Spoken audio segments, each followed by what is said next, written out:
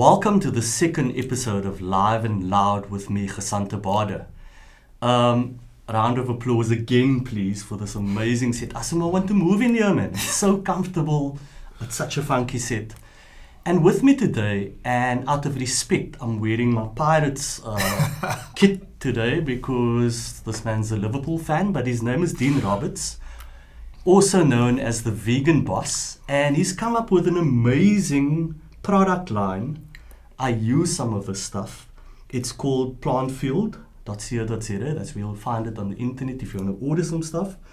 But it is 100% plant-based, vegan-friendly product. Now we know how difficult it is to find this stuff. And before we get there, Dean, I want to talk a little bit about your own journey. Yeah. Because I've seen that before picture of you standing there with your afdakkie over the braai, flipping chops and eating meat.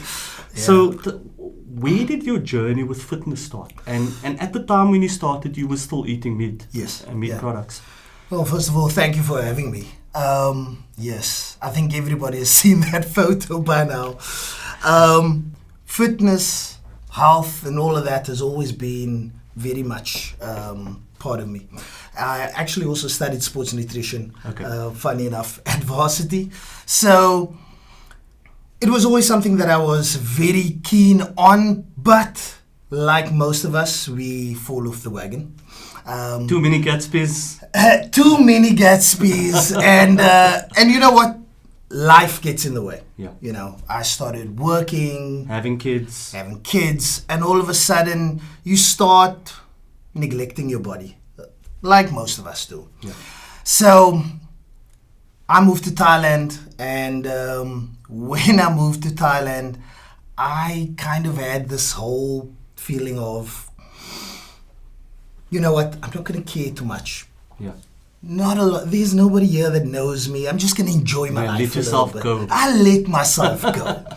And that led me to this photograph that people have seen me on, standing over this braai, flipping chicken with this fat tummy and the ridiculous mohawk. I think I actually was wearing this mohawk to kind of distract everyone from what was going on with the rest of my body. But let's move a bit forward. You came back home. Yes. And all of a sudden, that guy turned into someone that looks like Dwayne Johnson. I actually started my training really in Thailand.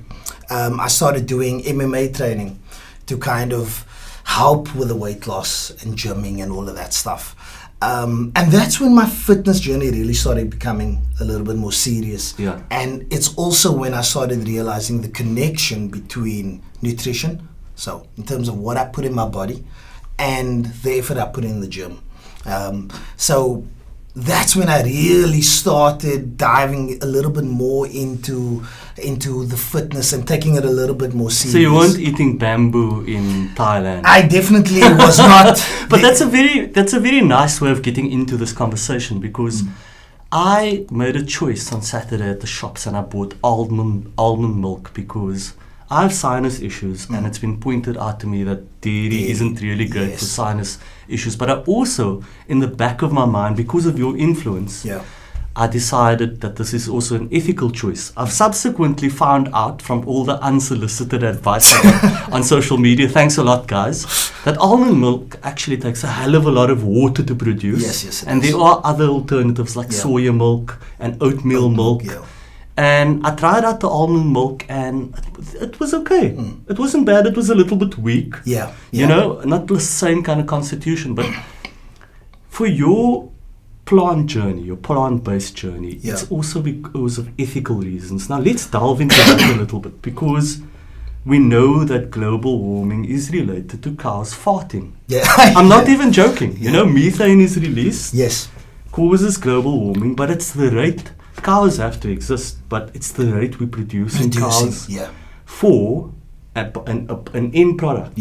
And so tell me about your veganism journey. So the veganism journey actually started just over 2 years ago. My dad was diagnosed with prostate cancer. And so I went on this journey of research to find out how I can mitigate my own risks. And I stumbled upon the plant-based lifestyle. So at the time, I was happy to kind of get into it, but I was very hesitant to call myself a vegan. You wanted to have that chop now and again on the It wasn't that. It actually wasn't that. It was more a matter of the ethical reason wasn't the main motivation. Yeah. It was about my health and how I felt. And the ethical stuff actually starts coming on a little bit later on when you start realizing the impact that you do have. And I remember coming across this website, this vegan website, where they talk about you have to input how many days you've been plant-based. And then it kind of calculates how many trees you've saved. Oh, wow. And how many animals' lives and all these things. And that and kind water of... scarcity is also a thing. And water, of course. Yeah. So that started just kind of like tugging at the heartstrings a little bit. And I started becoming a little bit more aware of it. Did a little bit more research, tried to figure out a little bit more about how it starts impacting the environment. And when you start seeing the numbers, it becomes a lot more apparent that it's a massive, massive contributor. Animal agriculture in general is a massive contributor to global. But now let's talk about how a guy that looks like me, maybe you're a little bit prettier. I appreciate a guy like me from Ravensmead originally Yeah.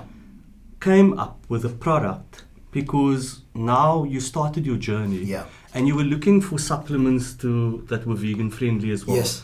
Very hard to come by. So you decided, let me do this thing myself. Yeah, just So tell me a little bit about this stuff and what makes it different from the other products. We're not going to name them. Yes, of course. And give them free publicity. No, But absolutely there's a lot not. of junk that goes into those products. I've tried some of it. Yeah. My doctor said to me, if I use a certain product ever again, he's going to ban me from being coming to his surgery because it's doing harm to my kidneys and my liver. So tell me about your products. Okay, so the product range is pretty straightforward. I mean, it's very easy to find a plant-based protein in a supplement store, in a pharmacy, and those type of things. I think the big boys have kind of said there are vegans around or plant-based people, so let's give them something. Yeah. The problem is the rest of the products are not all vegan-friendly or even plant-based.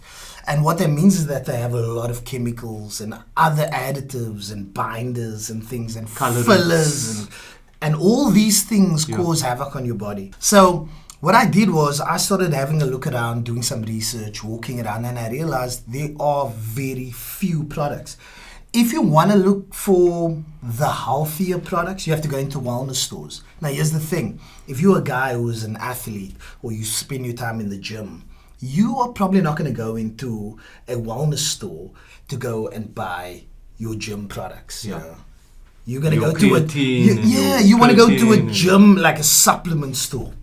Where the mana go, you know? So with the big jars and stuff. Correct, because it's weird, but the branding tells you it's everything, right? Yeah. So even though you know that it's there, people don't want to go and have a look at it. So walk me through this. So here we go. This was the very first product. So the only reason why this started was because I just wanted to design and manufacture my own products. Pretty much just for me. Yeah. It wasn't to sell anything. And the idea was, if I could sell a few items, it would just kind of be a bonus. A bonus. Yeah. The key thing that I was looking for is I wanted it to be as good as the competition. That was important because if you go and have a look at some of the plant-based supplements, it's kind of underwhelming, you know. Number one, some of the protein supplements, the plant-based protein supplements, have maybe 14, 15 grams of protein a serving, which is very, very little. But this is a dedicated line. Correct. And I've seen flavors here like salted caramel, crushed orange, which, by the way, I use the fat burner. Yeah. It does give me a kick for my workout. Yeah. But it's made me, and we're going to talk about forbidden subjects here now. But it has made me more regular because I've got gut health issues. Yes. And it's actually helped me to become more regular. So, I mean, I'm just a regular guy now. Yeah. Look, there's a lot of research that has gone into this. I think a lot of people think they see a guy just selling products, they automatically assume it's somebody just trying to make a quick buck. Yeah. These are products I personally use. So this is not... You're not an influencer, you're living your brand. This is my brand. Yeah. I use this stuff and I believe in it 100%. We even have signed athletes now who are using our products as well. Some of them like Babawa Latsha, the Springbok women's captain. Correct. So then, there's a lot of taboos out there about Yeah. CBD oil. Some people have the ointment that they stick under their Yeah. tongues and Yes. they get it illegally and all kinds of stuff. I heard on a Muslim radio station, a Maulana actually saying, it's fine to use for medicinal purposes. And your products actually have to do more with the medicinal properties of CBD and hemp. 100%. So here's the thing. My CBD is not made in someone's garage and grown in somebody's back garden. The hydroponics. Absolutely not. So this is actually formulated and manufactured in a lab. Okay.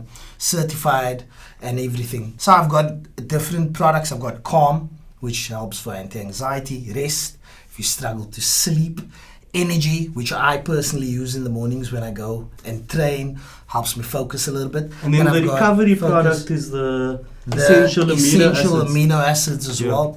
So there are all two in different lovely ways. flavors, by the way. That's the beauty of it. I mean, Salted caramel. do you know what the problem is? Most people, when they think plant-based, they have bad experiences with flavor, texture. So those are things that I want to address immediately. Yeah. If you're concerned about THC, which everybody is usually worried about when it comes to CBD oil, then we have a line which is isolate, which has 0 THC in it. So that's completely safe and you'll be happy to use that. And then the full spectrum has the legal medicinal level of THC. And all that does, it doesn't make you high at all. All that it does is gives what's called the entourage effects, and it actually enhances the medicinal benefits of the CBD oil. And that's it, pretty straightforward. So, Plantfuelled, where Yes. do we find you? Where do we buy your product? Okay, so you can find us on our website, plantfuelled.co.za, and then obviously you can go and find us on our social media accounts as well. That's at plantfuelledza. And yeah, it's pretty straightforward. And if you're not a Liverpool fan, then don't follow the vegan boss. He's a very, very awesome user of the platform. Yeah. That's how we met through Yes. football banter, and it forged a friendship. Yeah. Dean's my spirit animal on my same journey of fitness now and living a better lifestyle. Thanks so much for joining us on the show. Thank you for having me, man. I appreciate it. And well done so far on your journey of fitness.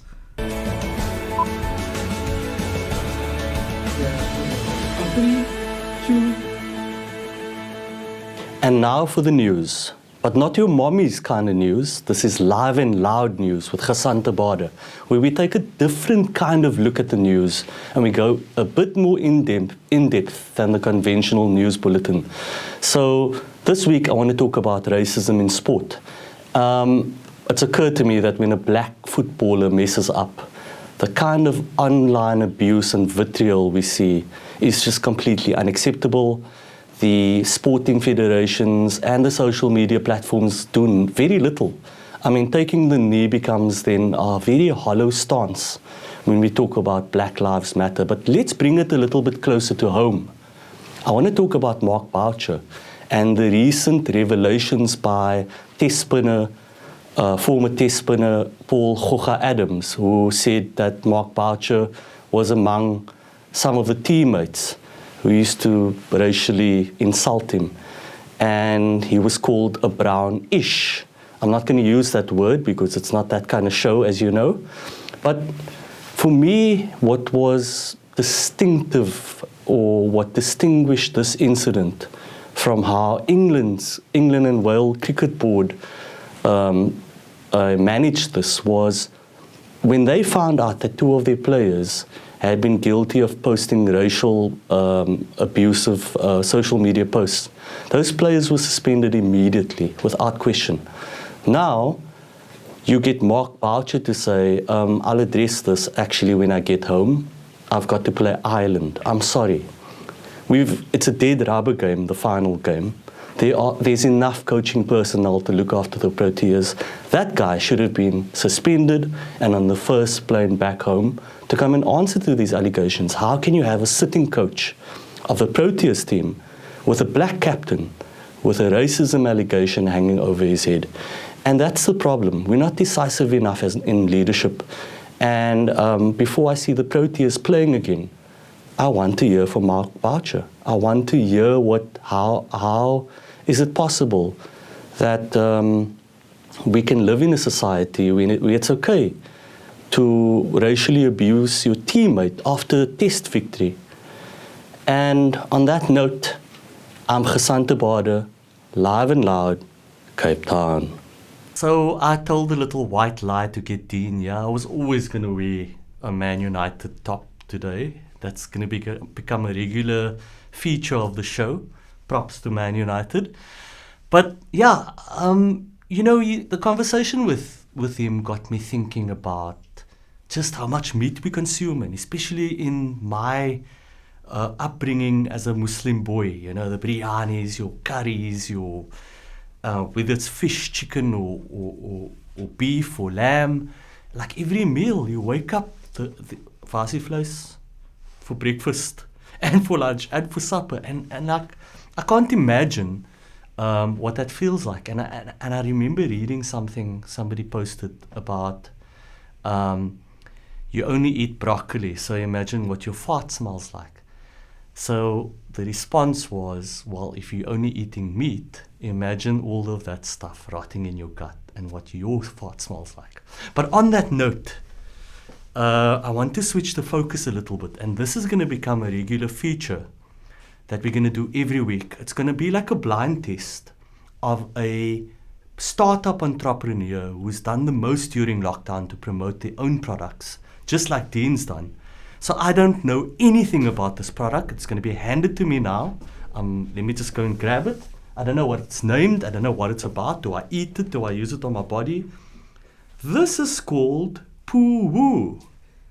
Spray it in the loo before you make a number 2. No smell of crap. Yay for the next chap. Easy breezy lemon squeezy. And it's a proudly South African product. And it's, I think the company is called Ms. Moon's Potions. Oh wow. So we've got easy breezy, floral fun. We've got minty fresh. You're gonna need something like very strong for me, I'm afraid, eh? Citrus zest.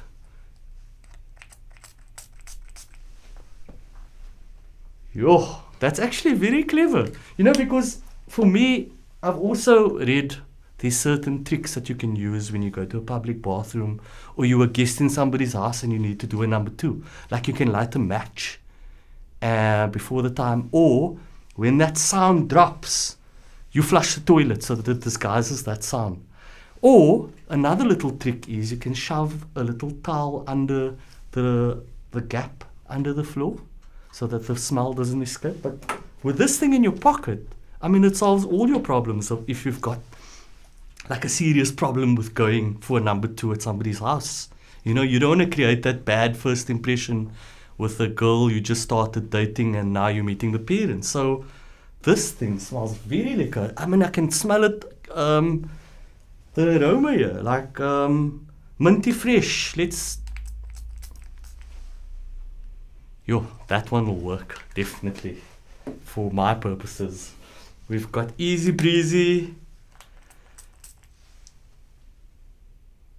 Smells like the ocean and much nicer than anything that I can produce organically.